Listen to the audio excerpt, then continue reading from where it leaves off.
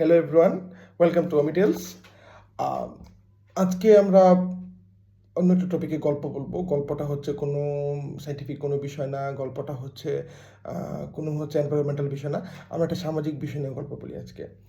তো কিছুদিন সবসময় আমি ভাবতাম যে বাংলাদেশের কাছাকাছি সময়ে স্বাধীনতা পায় হচ্ছে কাছাকাছি সময়ই মালয়েশিয়া, সিঙ্গাপুর বা এরকম আরও বেশ কিছু দেশ, মালয়েশিয়া হলে সিঙ্গাপুর এরকম আরও বেশ কিছু দেশ। সো ওরা আমাদের থেকে সোশিও ইকোনমিক্যালি এত আগায় গেছে, সমাজ ব্যবস্থা এত আগায় গেছে, অথচ আমরা একটা লুপ থেকে কখনোই বেরোতে পারতেছি না, লুপে আমরা ঘুরতেছি।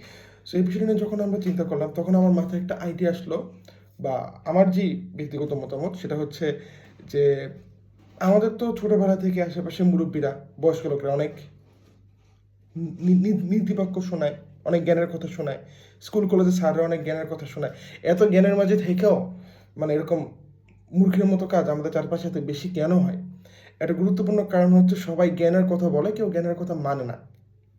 একবার ভাবেন আপনার হচ্ছে আশেপাশে শিক্ষক বলতেছে যে এই বলবা না, মিথ্যা কথা বলবো না, মিথ্যা বলা খারাপ কাজ। অথচ একটু পরে দেখলেন সে ফোনে ক্লাসরুমেই বলতেছে যে ভাই আমি হচ্ছে আজকে স্কুল থেকে ছুটি নিছি, আমি অসুস্থ, আমি বাসায়। সে যখন আশেপাশে মানুষের কথা আর কাজের মিল দেখবেন না, তখন আসলে জ্ঞান চর্চার অভ্যাসটা, পরিবেশটা থাকে না। তো রিসেন্ট হচ্ছে আমি একটা ঘটনা হচ্ছে দেখি যে আমাদের বাড়িওয়ালা ভদ্রলোক হচ্ছে পড়াশোনা করেন নাই। উনি হচ্ছে সৌদি আরবে অনেকগুলো বছর হচ্ছে ব্যবসা বাণিজ্য করছেন, করে টাকা পয়সা নিয়ে এসে দেশে বাড়ি করছেন। সেই বাড়িতে আমরা ভাড়া থাকতেছি। অ্যান্ড হচ্ছে আমাদের বাসার অপোজিটে হচ্ছে আরেকটা বাসা আছে যেখানে ভাড়াটি হিসেবে আছেন আমার বিশ্ববিদ্যালয়ের একজন শিক্ষক। তো এরপর একটা ঘটনা ঘটে যে ওনাদের বাসায় মেহমান আসে এবং মেহমানরা সবাই ওনাদের বাসার নিচে গাড়ি থেকে নামার পর ওনাদের এবং আমাদের বাসার মাঝের রাস্তায় অনেকগুলা ময়লা ফেলে। তো আমাদের বাড়িওয়ালা খুব ক্ষেপে যায়। ক্ষেপে যেয়ে ওনাকে বলে, "আপনি এটা ময়লা কেন ফেলাইছেন? যে কেন ফেলাইছেন? আপনার ময়লা পরিষ্কার করেন।" উনিও তখন ক্ষেপে যায়, "হ্যাঁ, ময়লা ফেলাইছি, পরিষ্কার কেন করব?" তখন বাড়িওয়ালা বলে যে, "এটা পাবলিক রোড। এই রোডে হচ্ছে সবার অধিকার আছে।